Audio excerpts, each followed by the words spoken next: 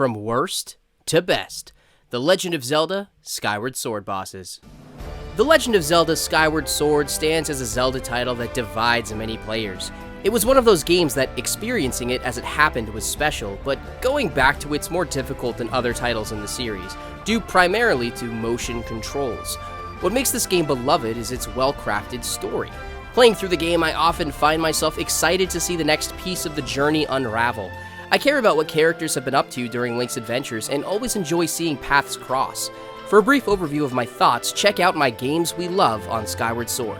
As usual in Zelda titles, Link faces bosses at the end of each temple or dungeon. Today I'm going to take a look at the main bosses in Skyward Sword and rank them in this episode of From Worst to Best. As usual, here's how the bosses are ranked.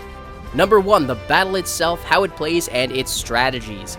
Number 2, how does the battle affect the main character at the time of the fight? Number 3, the lore behind the boss. And number 4, the boss's design and setting. And remember, name pronunciations may be different than how you say them. So let's get started with the boss battle that is ranked the lowest. Deep in the pit outside of the sealed grounds, the Imprisoned emerges. Link, not sure what this monster is, moves to engage, knowing full well it must be stopped by any means necessary before it destroys the sealed temple. The infamous Imprisoned is final boss Demise's beast-like form, used to break out of the ceiling spike. He has 3 menacing rows of teeth, thick black scales, and a fiery black spine. It's giant, but a very awkward design. His weak points are fairly obvious, being the bulging white bulbs on his feet and his hands. Link must knock the Imprisoned off balance and smash the seal on its forehead to send him back to imprisonment. Link has experience battling monsters at this point, and it's clear that defeating Link is not a goal of the Imprisoned here. Link is more or less a nuisance. The reason this is the lowest ranked boss is the repetitiveness of the battle. You fight him 3 times, and the fact that it's not challenging but annoying. Trying to fit around his giant feet to slash the toes while getting knocked back with the red energy is just frustrating. The setting of this battle isn't bad, but it's too cramped. I do like the tension and pressure of stopping this monster quickly, but this feeling is done better in the same setting later in the game. I'm merging the battles together for this because the first 2 are pretty much the same, the only difference being the arms and the bomb assist from Groose.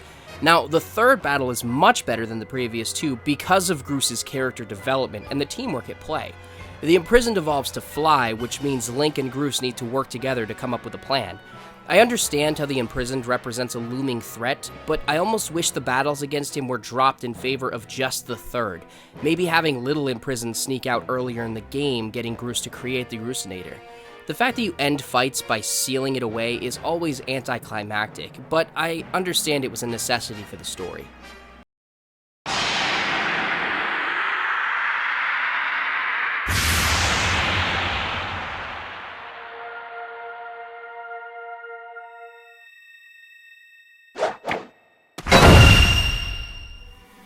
Link finds the mysterious Ghirahim waiting in the Skyview Temple and Fire Sanctuary. This bizarre demon decides to toy with Link, who is unknowingly becoming more of a threat in each encounter. Once again, I'm going to combine these 2 battles because they are so similar to each other. For clarification, this is the first and second Ghirahim battles. Link is surprised to find Ghirahim in both of these encounters, and it seems clear that Link is being tested and toyed with. The settings in both are fine, but nothing too special. I will admit, Ghirahim has a cool design, and I really like the idea of meeting a major antagonist early on, who only lets you live because killing you would be too easy. Out of the 2 battles, I like the first more because of the surprise of meeting him, which is creepy, bizarre, and fun, even if the second battle is a little bit better. Unfortunately, the battles are both strange. It's a little difficult to figure out what exactly is going on, and the best strategies to win. Whenever I replay this game, I never remember what to do. In order to do damage, Link needs to hit the opposite direction of where Ghirahim's hand is. Even explaining it is kind of awkward, so the motion controls make it even worse when they aren't doing the exact motion you're trying to do. In Phase 2, Link has to hit projectile diamond blades and slash at the vulnerable villain. I feel like while trying to sell the motion controls, this battle shows that the accuracy was not as expected. In their second battle at the Fire Sanctuary, you have to lead his hands away while avoiding the diamond defense he has, which is confusing at first because in the previous battle you were supposed to hit the diamonds. The second half is much better by slashing through his defenses between his two blades and reflecting the diamonds back at him. I like the touch of taking your sword if he holds it for too long. By the way, is Ghirahim an ancient McPoyle?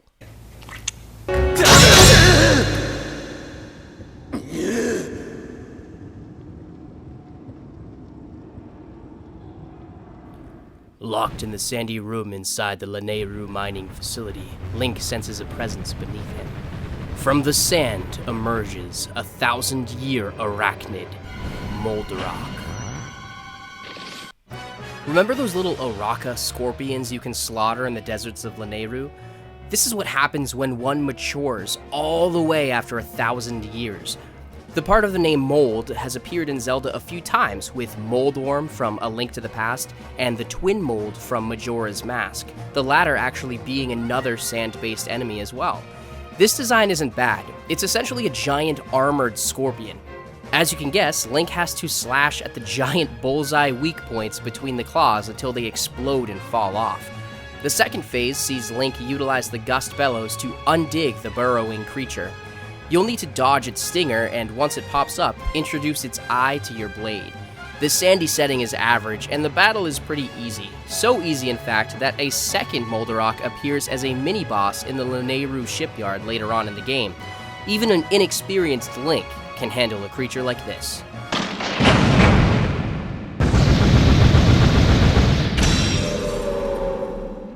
As Link enters the control room of the sand ship, monstrous tentacles tear it apart. When Link emerges on the deck, he faces the abyssal Leviathan, Tentalus. The build-up to the confrontation with this ancient monster was executed so well, with the tentacles crashing through the ship. I can't believe Nintendo messed up so badly with this design, when they easily could have made it a kraken or a giant squid that didn't look like the chick from Monsters, Inc.'s obese sister. So while the design takes a massive hit, the setting of this battle is pretty great. Link is experienced in battle at this point and is itching to utilize his new bow. The tentacles can be cut with skyward strikes or shot with arrows as they burst through the ship. When you get an opening, Link can stun Tentalus in its gigantic eye and slash it with his sword. The second phase sees part of the ship destroyed and Link needing the high ground.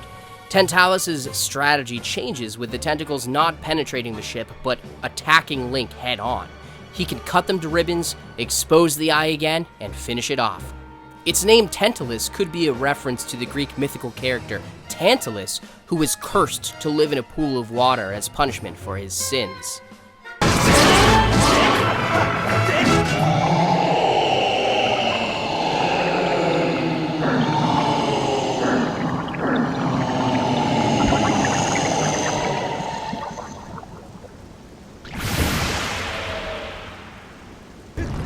After narrowly escaping disaster, Link comes face to face with a molten demon of rock and fire, the pyroclastic fiend, Scaldera. Named after scalding burns in a volcanic crater called Dira, Scaldera meets Link as the first major monster that can be destroyed. Ghirahim created this creature for the sole purpose of roasting Link. This gigantic flaming ball of rock chases our hero with fiery spider legs. Link must sprint away from this beast and dodge fireballs while attempting to grab bombs and blow the rocky core apart. One bomb will knock Scaldera out of fire mode. A second, while it inhales, will break it apart, exposing its demonic eye. Like most enemies in this game, Link needs to slash it little by little to bring it down. Scaldera will eventually run past you and try to roll over you, but if you continue to use bombs and target the eye, this boss is a cinch. The sloped setting is unique and adds that cool Raiders of the Lost Ark vibe.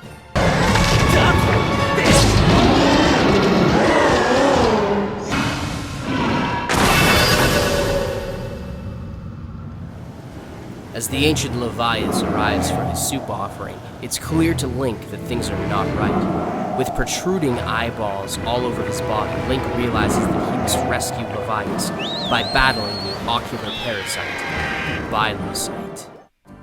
In what ends up being the only rewarding test of Loftwing flying battle skills in Skyward Sword, Link and his Crimson companion attempt to rescue the great sky spirit Levias from its deadly parasite. This boss isn't at the end of a dungeon and doesn't appear in the boss rush mode, but I always thought it was cool to fly through Thunderhead and have a Loftwing combat battle, at least for a little bit. Link, as an experienced flyer, needs to spiral charge into all of the eyeballs that trail off of Levias to destroy them. You can also use arrows while standing on Levias if you have trouble flying.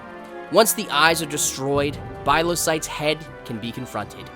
The battle that follows is a classic Zelda Dead Man's Volley that, while a little awkward, is a decent second half of the battle that requires accuracy.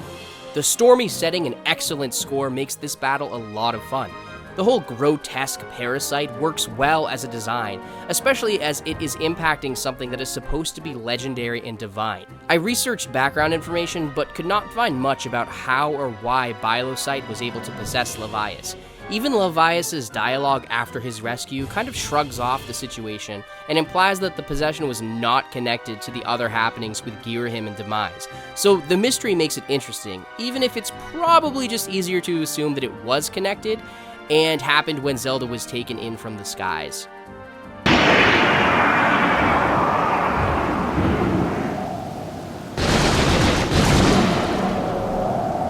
The worst has happened as Ghirahim begins his sickening ceremony to revive Demise, with Zelda's soul on the line. The only thing standing in the way of Link rescuing her and stopping the ceremony is the full force of the Bokoblin army. This battle is included on the list because it appears in the Thunder Dragon Lanayru's Lightning Round boss rush mode. I love this battle for a few reasons. The setting is perfect and builds on the idea of desperation, with Link fighting hard and not giving up. We have a connection to Zelda in this game, and she has always been just out of reach. I can't rank this too high because it's really just smashing the awkward-looking Bokoblins and Moblins in this game. The Stalfos are neat, and there are a couple of them in this battle too, but there isn't a unique strategy to this ordeal. I just really like Link's determination, matched with skill to fight on. We never had war battles like this until Hyrule Warriors. Getting blocked off and battling down the long slopes is an awesome setting and succeeds with the mood in ways that the Imprisoned did not. I also love that the Bokoblins with the horns play the little tune from A Link to the Past. That's such a nice, cool little touch.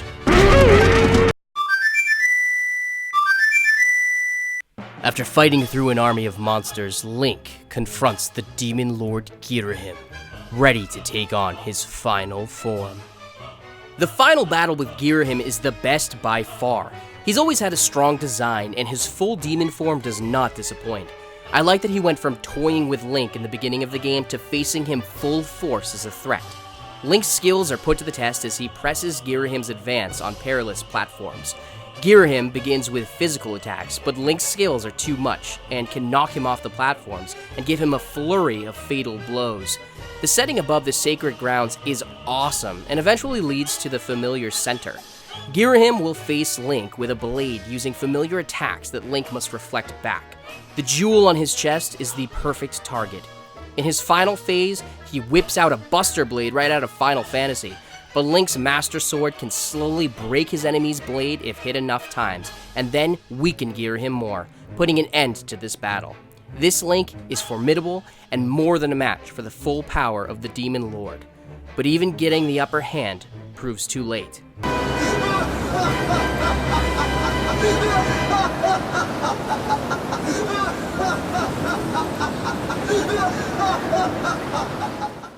After waiting patiently, Demise raises his blade, ready to destroy the goddess's chosen hero. The final battle between the embodiment of evil Demise and the chosen hero of Sky's Link comes to a head. Demise has an interesting and imposing design. He's no Ganondorf, who I love, but you can definitely see what they were going for. This battle isn't fancy and doesn't use a lot of weapons. It's a brutal fight to the death. To show his dominance, Demise uses the previous main antagonist of this game as a weapon. He seems to have honor, and the battle starts off with him testing Link's swordplay and defense. But as it progresses, a massive storm breaks out, and these two warriors blast each other with lightning-charged skyward strikes.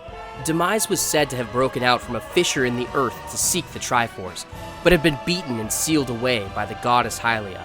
While arrogant, he does praise Link for his bravery. However, his apparent kindness fades in defeat, where he claims that his hatred would never end.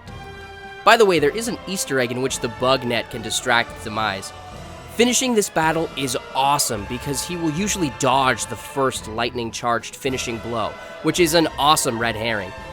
When Link's attack does connect, it looks glorious. Sometimes it's refreshing to have a full-on brawl, especially in a game that focused so much on meticulous controls.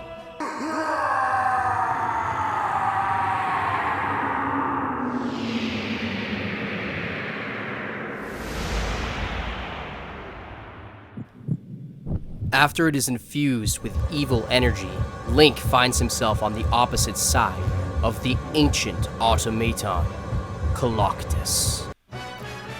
Koloktos is a fantastic boss, and easily the best traditional one in this game, and many others. What was once a source of protection for the ancient cistern is corrupted by Ghirahim's dark influence. Link must battle the stationary Golden Warrior as it defends its core. Koloktos has sharp blades used to throw and slash at Link. Our hero must get close and trick Koloktos into striking the ground. The whip is the perfect item to break the joints of this monster while it's stuck, leaving the core exposed to your sword. With enough damage, Koloktos emerges from the center of the room with legs and 6 arms, filled with a massive cutlass in each hand. Using the whip to snap its joints again, Link must use one of Koloktos' own massive blades to smash the monster into pieces. There is a lot of damage in this battle. It will occasionally summon undead Bokoblins, but they are fodder compared to the golden one.